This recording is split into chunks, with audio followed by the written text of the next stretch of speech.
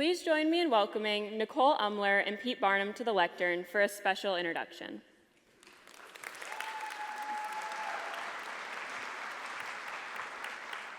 Hello, good afternoon. What a pleasure it is to be here today. It was a pleasant surprise when I was asked, or rather voluntold, to do this. It has been a joy to raise this young man, to watch his interests evolve and passions form. He is smart and funny, dedicated and faithful. He is a kind-hearted and sensitive soul. He is a quick and easy learner, and when he puts his mind to something, you can be sure it will be done and done well. He will be all in. Growing up on a fourth-generation fruit farm, he has always been a lover of all things green tractor. Not red tractors, not blue, and certainly not orange. So I wasn't surprised when toy John Deere's farming the living room carpet turned into a passion for antique restoration. His determination and dedication were on display, with the many hours spent in the shop doing restorations on a 1953 Model G and a 1957 630. Sometimes that meant many extra hours and frustrations of taking apart what was just put back together to solve another pop-up problem, sometimes multiple times. But he never gave up, even when one of those projects took longer than anticipated. Along the way, he had the added encouragement of the whole neighborhood cheering him on and being equally proud of the work he was doing. In the end, the reward was that much greater, the smiles that much bigger. What joy there was on the day he drove the completed tractor out of the shop. As a young teenager, when life threw a medical complication his way, he was patient and faithful. Through 2 years of weekly medical appointments, he walked with grace. And now he is able to count that journey as part of his personal testimony. Even though he doesn't know what direction the future will take him, I know that the skills learned this year, along with his natural determination, will take him farther than he can imagine. I know that wherever and whenever the calling comes, he will go far. I know that God has big plans in store for this kind and passionate young man with a big heart. As I'm sure any parent would say, there really aren't words enough to say just how proud I am of the young adult standing here today. Watching his confidence grow this year has been amazing. Seeing him comfortable and confident in new environments is more than his dad or I could have imagined. So it is my honor to introduce your 2024-2025 Michigan FFA State Reporter, Landon Umlor, for his retiring address.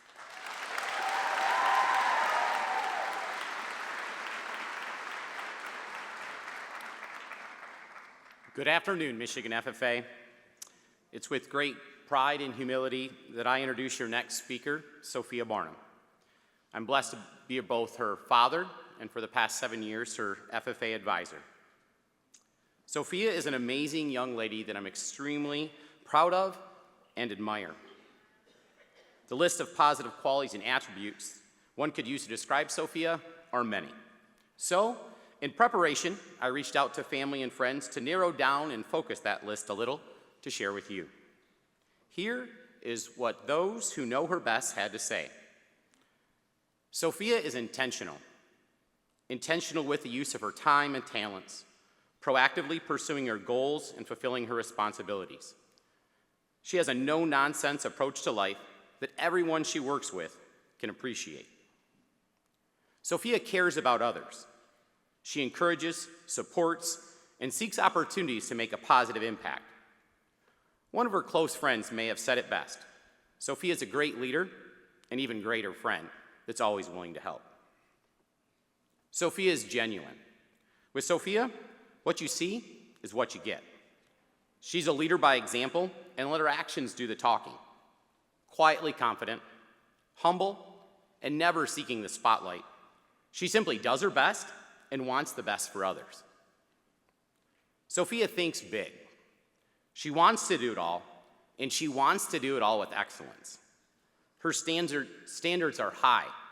Her commitment to excellence is extraordinary, and she is fiercely committed to doing her best. Those attributes have and will continue to serve as a great example and motivation to others. Thank you, Sophia, for investing your time and talents in a Michigan FFA this past year. Ladies and gentlemen, please help me welcome your 2024-2025 State FFA Treasurer, Sophia Barnum.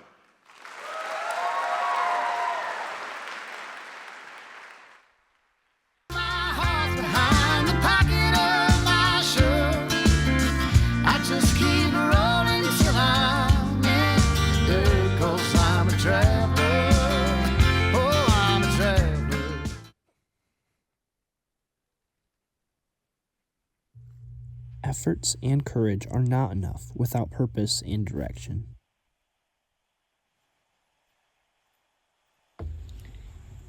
There is no greater gift you can give or receive than to honor your calling. It's why you were born and how you come most truly alive. Purpose. It's what drives our lives and motivates us to make a real difference in the world around us. Our purpose may change, and we may never fully know it, but we must understand that we have to live with some sort of purpose.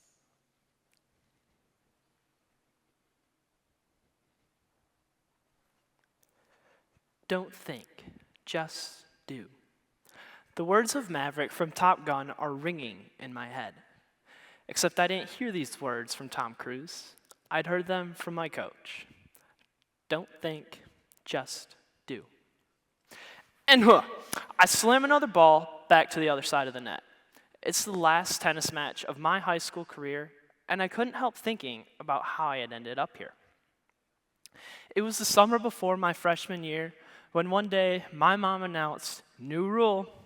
Since I'm the oldest of 4, I'm the so-called guinea pig, which means anytime I get to a new stage in my life, there's always a new rule. This time, she said you have to play one sport once you're a freshman until you graduate. And for me, this was a death sentence because I suck at sports. To get a better understanding of how bad I am at sports, let's flash back to my elementary school years when I tried playing baseball and soccer. I never really understood what was happening in baseball, except to run to the next base as soon as the ball was hit.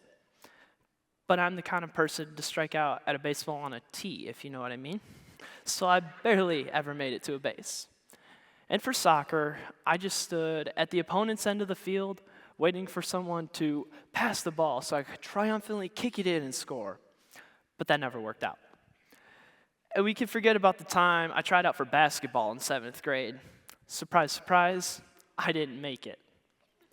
So, trying to comply with my mom's new rule and balance my lack of athletic ability going into my freshman year, I chose the sport that I thought would take the least effort, tennis. Since there was very little interest in tennis at my school, there weren't even tryouts I had to go through. And naturally, I was placed at the very bottom of the roster playing JV doubles. And to nobody's surprise, I stunk and lost way more matches than I would care to admit. Even though I wasn't good at it, I enjoyed playing, so I decided to stick with it. Sophomore year was about the same. Very few wins stacked up against a tower of losses. Junior year, I finally made varsity, still playing doubles, and lost way more matches than I'd won. And now we've reached my senior year. I've made varsity again, finally playing singles, but having lost more matches than I won, at the end of the season, I was placed at the bottom of the bracket for regionals, meaning I was going to be playing the top-ranked player in my region. We head out to the court, warm up, and start to play. I figured this was going to be like any other match where I had played someone way above my skill level. I was going to lose horribly. But as the match played out, it changed. I started returning forehands and backhands like a professional, smashing almost every single serve and playing better than I had ever played before.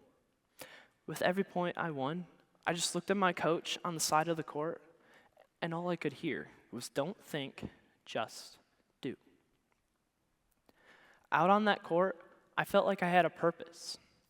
As much as I felt like my purpose was to win the match as I walked out, as the game played out, I soon realized that my true purpose was to get a little bit better with every shot. And now this carries over into my everyday life as I live to make myself a little bit better every day. For me, this can look like going to the gym to make myself stronger physically and mentally, or reading a book to gain some new knowledge. Each experience has a potential to define us, to reveal our character strengths. For me, one of these defining experiences was my time spent playing tennis, one game in particular. When we take the time to reflect on our experiences that define our strengths, we become more confident in ourselves and our purpose. Our purpose is tailor-made to fit our personal strengths, which means you, me, and each of us in this room have a unique purpose that is meant for us alone to pursue. Currently, there are about 8.2 billion people on the planet. Now let's narrow this down to 342 million in the United States, about 10 million in the state of Michigan, and about 2,000 people here in the Wharton Center today. All those people, and not one person in this room or the entire earth views the world the same way you do. This is a result of everyone living a different life with different experiences that have molded each of us into the people we are today. Now, imagine how much change we could create if everyone in the world followed their purpose. And now, I want everyone in this room to raise your hand if you've ever been asked the question, what do you want to do or what do you want to be when you grow up? I think a majority, if not all of us, should have our hands in the air, because if I had $1 for every time someone asked me this, I wouldn't need an answer in the first place. And if we're being honest, this might be one of the most difficult questions anyone could ever be asked. I've talked to so many people, from young teenagers all the way to people in their 60s, all who still say they have no answer to this question. So what if we rephrase it to get a different answer? What if, instead of asking what we want to do in our lives, we ask what we want to do with our lives? It's a simple change from, I want to be a farmer, but I don't know what I want to grow, and changing it to, I want to help feed the world. It's a simple change from, I want to be an entrepreneur, but I don't know what industry to go into, to, I want to help solve people's problems with innovative solutions and products. Rephrasing our answers like this can help us identify our purpose. Maybe it's not our entire purpose, and maybe it's not even our current purpose, or maybe it is. And someday down the road, it might get bigger and broader, or smaller and more focused. What do I want to do in my life, and what do I want to do with my life? These two questions are so similar in wording, but vastly different in their meanings. Although the second question is more for identifying our purpose, they are equally important to answer. Once our answers to these questions align, we found something that only we can pursue. No matter how much our purpose changes, our strengths will forever remain the same. All of your strengths and your purpose are built from our unique experiences and worldviews.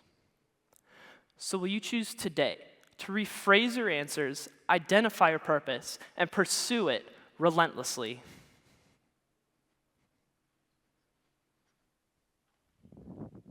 It was a typical elementary school morning in the Barnum household. After doing chores, choosing my outfit, brushing my teeth, and packing a lunch, it was time to load up and head to school. Once I went through my mental checklist, hoping I didn't forget anything, we were on our way. Our car rides were the usual. We talked about what we had going on that day, talked about what we were learning in each subject, reviewed some words for the upcoming spelling quiz, and our after-school plans. But before we jumped out of the car, my dad always asked us one question. What are you going to do today to make someone else's day better? We would take some time to think about this question, and then go around the car sharing our answers. Answers were often the usual: holding the door for someone, complimenting a classmate's outfit, helping out a friend with schoolwork, or inviting someone who seemed lonely to join us for lunch. For my siblings and I, this was just a normal part of our morning routine. At dinner time, the tradition continued.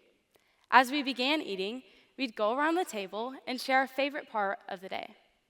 Answers were often the usual: recess, lunch, or a fun class activity. But sometimes, I could barely wait for my turn to talk. If I had done something for someone, I'd find myself eager and proud to share with my family. It was typically small things, like helping my teacher sort papers, going into a first grade classroom and helping a student read, or assisting a friend with a math problem. Each of those moments felt like tiny victories. On the flip side, there were days where I hadn't thought much beyond my own day. When it was my turn to share, I'd hesitate and not know what to say.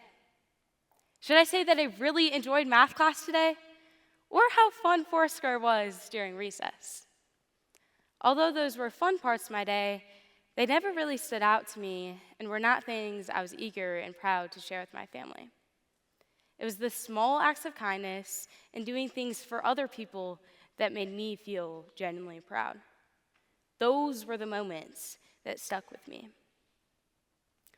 As I reflect back on my time in elementary school, I recall one of my more pivotal experiences. It was the beginning of 5th grade, and we were told that for parent-teacher conferences, it was our job to explain to our parents how we were doing in school. Although I was always a pretty good student, I remember feeling a little bit nervous about having to explain to my parents how I was doing in school. So even though this was months in advance, I was already trying to think of what I would say. My grades were solid, so there wasn't much to talk about there. I could talk about my favorite things I've learned, but I probably already told them. As I struggled to come up with things to say, I realized that I do not just want to be known as a good student, but I want to be known as a good friend, classmate, and person. It was that moment that helped me realize no matter how well I am doing in school, life, or work, I will always take the most pride in the way I treat others. As I got older, life changed a bit. Mornings got busier and busier. We would sometimes take the bus, and the question, how are you going to make someone's day better, would get forgotten and lost in the daily shuffle. I'd catch myself getting so wrapped up in my own day, forgetting how powerful it can be to even make a small difference in someone else's. When I rushed to school, quickly went to class, and immediately started doing schoolwork, I was not taking the time to think about others. My first thought was not, how can I help others? My first thought was, what homework do I need to be doing, or what test is coming up? Although those were good things to think about, they were not the only things I should have focused on. Doing things for other people and truly living a life of service is what would make me feel fulfilled, and I was often falling short. Although young me in elementary school barely understood what purpose was or the importance of having it, my parents ensured that I lived every day with some sort of purpose bigger than myself. No one is born inherently knowing their purpose in life. It is something we will work our entire lives to try to figure out. The important thing is that we live with some sort of purpose. When we live with purpose, we have something greater to live for, and it helps add meaning to our lives. There's no greater gift you can give or receive than to honor your calling. It's why you were born and how you come most truly alive. When we have something greater to live for, we're motivated to accomplish and achieve more things. We become more productive humans who are ready to take on this world. Purpose should drive our lives. Every day is a chance to make an impact on someone. Each of us here in this room has 24 hours in a day, 60 minutes in an hour, and 60 seconds in a minute. How do we spend that time? Do we intentionally make each of those moments matter? For some of us, we might, but a lot of us might find ourselves falling short. In order to make the most of our time, we have to balance passion and purpose. We all have things that we love. Playing sports, being in the band, showing livestock, farming, creating art. But how do our passions for those things align with our values? Do we show up not just for the activity, but for the impact we can have within each of those moments? Living with purpose does not mean we have to do big actions every day. They can be simple things, like making the time to have meaningful conversations with those around us. Intentionally seeking out that FFA member who is competing in their first ever competition and needs some extra encouragement. Or going that extra mile to plan an event with the most thoughtfulness and intentionality that we can. All of those moments can have big impacts. The question is, how can we live our lives with purpose? Living purposefully looks like reflecting on what truly matters to us and understanding that our values provide a foundation in our lives. Living purposefully looks like setting goals so that we have a clear direction and focus in our lives. Living purposefully looks like pursuing what we are passionate about and being present in each and every moment. Let's embrace growth and learning, practice gratitude, build relationships, and make a positive impact on the world around us. Once we can truly understand that our purpose is unique to us, we gain the confidence to use our strengths to live with purpose. Living with purpose adds meaning to our lives. When we live with purpose, we are intentional with our time. Time is valuable. Let's make our time count. Michigan FFA, find your strengths And live with purpose. You did right. I went skydiving, I went Rocky Mountain climbing, I went 2.7 seconds on a bull named Blue Manchu, and I looked deeper and I spoke sweeter and I gave forgiveness I've been denying. And he said, someday I hope you get the chance to live like you were dying.